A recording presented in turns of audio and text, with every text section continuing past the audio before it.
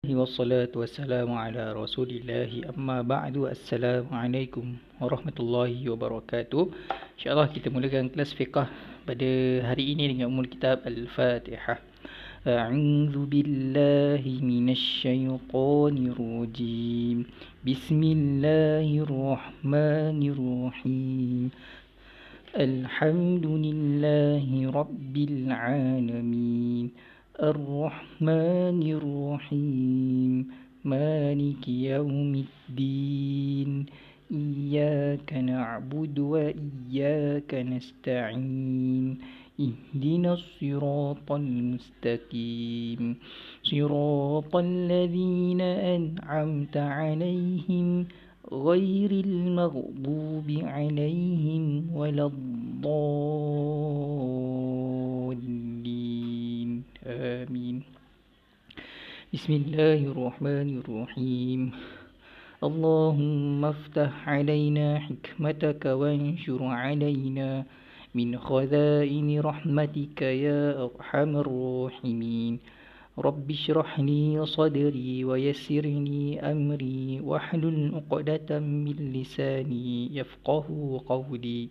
ربي زدنا علما وارزقنا فهما برحمتك يا أرحم الراحمين آمين.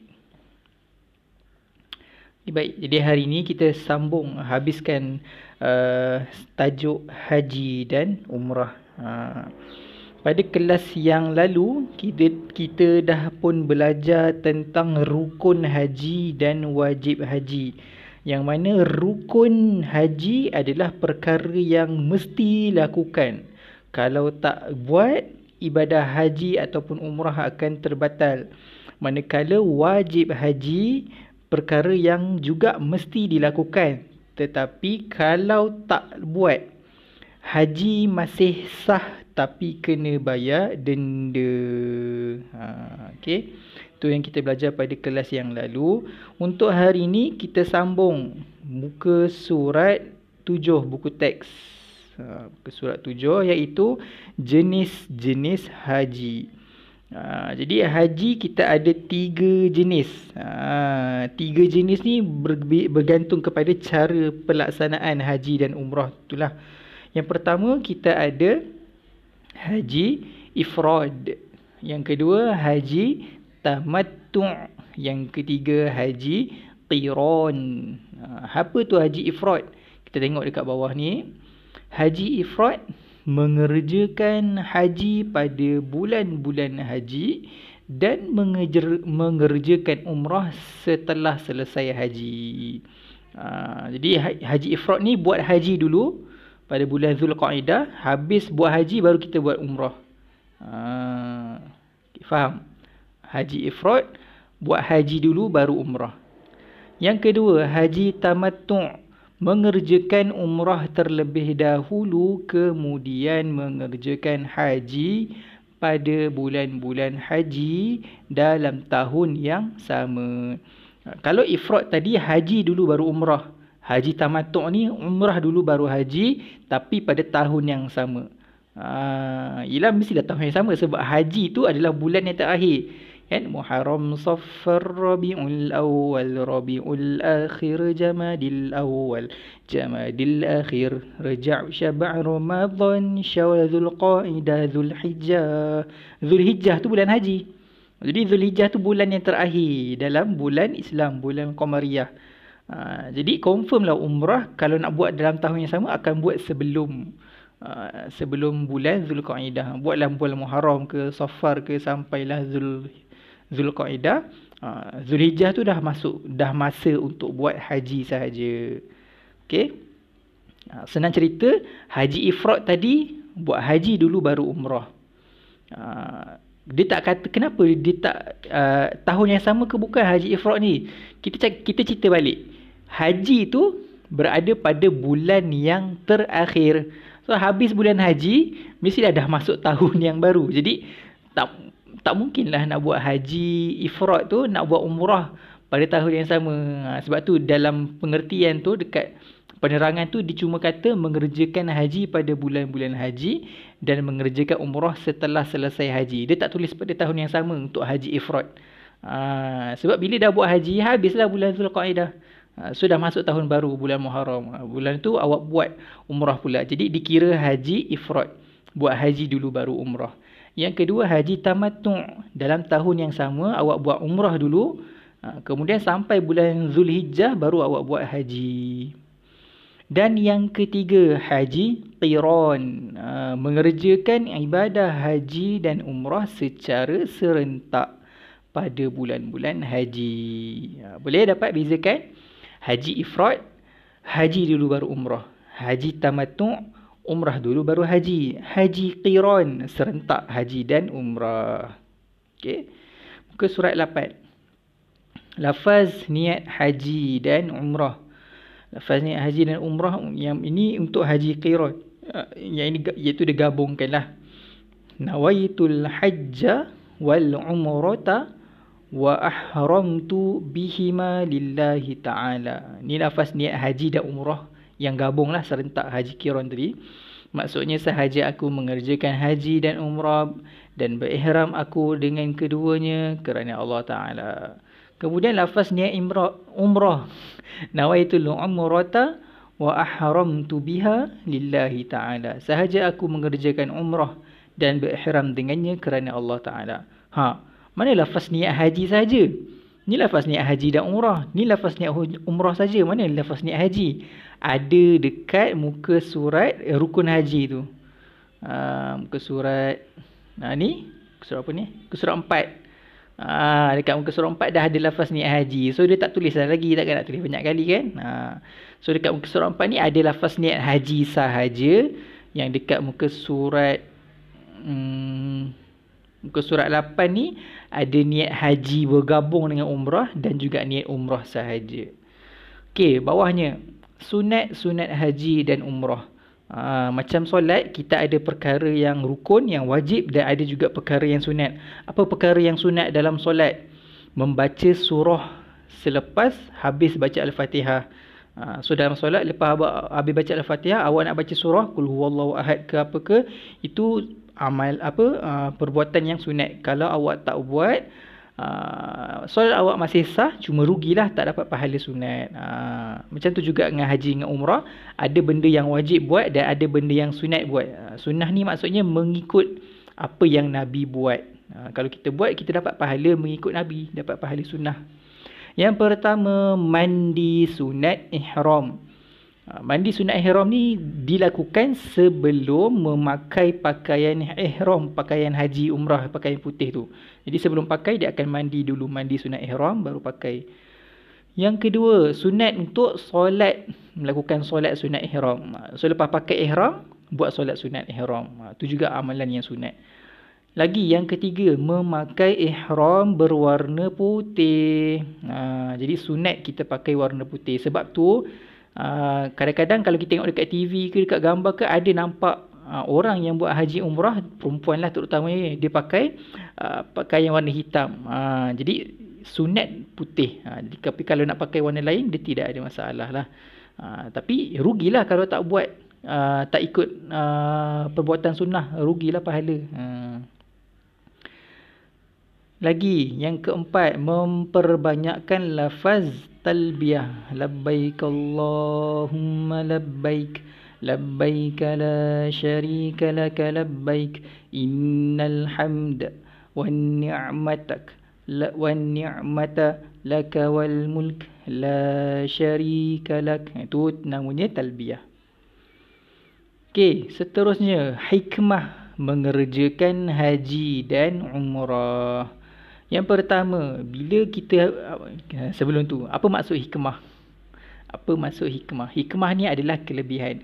Bila kita buat sesuatu, apa kebaikan, kelebihan yang kita dapat. Jadi hikmah mengerjakan haji dan umrah, apa kelebihan bila kita buat haji dan umrah? Yang pertama, menjadi tetamu Allah. Menjadi tetamu Allah. Yang kedua, pertemuan orang-orang Islam seluruh dunia. Ialah semua orang pergi ke situ untuk buat ibadah haji. Jadi orang Islam kat Malaysia jumpa dengan orang Islam Jepun, jumpa dengan orang Islam Korea, orang Islam Indonesia, orang Islam Australia, Amerika, Hatta orang Islam Mekah Madinah sendiri kita dapat jumpa. Jadi semua orang Islam seluruh dunia kita boleh berjumpa dekat Mekah tu lah. Sebelum Covid lah, sekarang Allahualam. Dia ada limitasi untuk ibadah haji ni. Yang seterusnya, kepentingan ekonomi dan perniagaan. Jadi bila ramai orang pergi ke Mekah, sama ada buat ibadah haji ataupun ibadah umrah, jadi dia membuka peluang ekonomi dan perniagaan. Ya, ramai orang, kalau macam awak lah, awak pergi mana-mana mesti awak akan rasa haus, mesti akan cari air, nak beli air. Macam tu juga ibadah haji dengan umrah. Jadi pada waktu-waktu renggang, waktu-waktu rehat, dia boleh nak makan ke nak minum, memberi peluang lah kepada sesiapa yang nak berniaga, dapat meningkatkan ekonomi. Seterusnya, membentuk peribadi Muslim yang sentiasa bersedia meninggalkan alam dunia. Kenapa? Sebab bila kita buat ibadah haji ni, kita buat semata-mata kerana Allah. Kita buat bukan kerana manusia. Bila kita ada rasa macam tu, kita akan kurang rasa sayang dengan dunia ni. Maksudnya, kita tak kita macam mana? Kita tahu yang kita suatu masa nanti kita akan mati dan kita akan dibangkitkan ke akhirat, kita akan kembali kepada Allah. Kita akan bertemu dengan Allah pada akhirat untuk dihisap amalan. Jadi bila kita buat haji macam tu, kita dah sedia. Kita dah tahu bahawa dunia ni sementara. Kita buat ibadah kerana Allah, buat haji kerana Allah. Berpenat-penatan semasa ibadah haji tu, tak apalah penat pun sebab untuk Allah. Macam tu. Tu bila buat ibadah haji, kita akan membentuk peribadi sebegitu. Seterusnya, melatih diri bersifat ikhlas dalam segala amalan hanya kerana Allah. Ya, macam tadi saya cerita, bila buat haji dengan umrah ni, dia latih untuk buat sifat ikhlas. Mungkin ibadah yang sekarang kita buat pun kita dah digalakkan untuk membuat dengan ikhlas. Contoh solat dengan ikhlas, puasa dengan ikhlas. Tapi haji ni dia lebih lagi rasa ikhlas tu dia lebih kuat lah. Sebab kita keluarkan banyak duit, banyak tenaga semata-mata untuk menunaikan rukun Islam yang kelima. Yang terakhir, bila kita buat haji dan umrah ni, ia merupakan jihad yang paling utama dengan ganjaran pengampunan dosa. Awak ada belajar sirah tahun 5 kan? Ada jihad, 5 jenis jihad. Jihadul nafsi, jihadul syaitan, jihadul kuffar, jihadul kafirin, jihadul munafiqin, jihadul kuffar tu kafirin lah. Jihadul murtadin, ada 5. Jihad melawan nafsu, melawan syaitan, menentang orang kafir, menentang orang munafik, menentang orang murtad. Jadi jihad ni kat mana satu? Merupakan jihad yang paling utama. Jihad yang paling utama adalah jihad melawan nafsu. Jadi nafsu kita ni sentiasa mengajak kita untuk bermalas-malasan lah. Nak baca Quran rasa malas, nak solat waktu rasa alah kejap lagi lah solat. Tapi bila kita sanggup buat haji dan umrah, kita lawan nafsu tu. Nafsu tu ajak rehat, tapi tak. Kita rasa macam rugilah. Datang jauh-jauh daripada Malaysia ke Mekah, kita rehat kat sini. Aduh, baik buat ibadah kat Mekah, dapat pahala berganda-ganda. Kalau awak pernah dengar lah, sekali solat dekat Masjidil Haram, pahala dia jauh berganda berbanding awak solat dekat masjid kat Malaysia ni. Masjid kat Malaysia ke, solat kat rumah ke, pahala dia jauh berbeza. Okay. Jadi rugilah. Jadi bila dah berada di Mekah melakukan haji dan umrah, kita akan rasa nak lawan, nak jihadun nafsu, jihad melawan hawa nafsu. Jihad yang paling utama. Dan ganjaran untuk orang yang melakukan haji dan umrah ni tak lain tak bukan ialah pengampunan dosa. Okey. Itulah ibadah haji. Tahukah anda, muka surat 10, tahukah anda syarat tambahan bagi wanita yang mengerjakan haji dan umrah hendaklah ditemani oleh suami, mahram atau jemaah perempuan yang boleh dipercayai. Maksudnya apa? Perempuan dia tak boleh pergi haji seorang-seorang. Dia mesti ditemani oleh sama ada lelaki ataupun mahram. Mahram ni macam siapa? Ayah ataupun adik-beradik lelaki. Atau boleh ditemani oleh kawan perempuan, jemaah perempuan yang boleh dipercayai. Jadi kalau ada kawan perempuan tapi dia jenis yang tak boleh dipercayai, jadi dia tak boleh dibawa teman. Seterusnya, amalkan mula menabung wang sejak kecil. Macam saya, mak saya bukakan saya akaun tabung haji masa saya kecil lagi. Masa saya sekolah rendah lagi dah ada akaun tabung haji. Jadi kumpul sikit.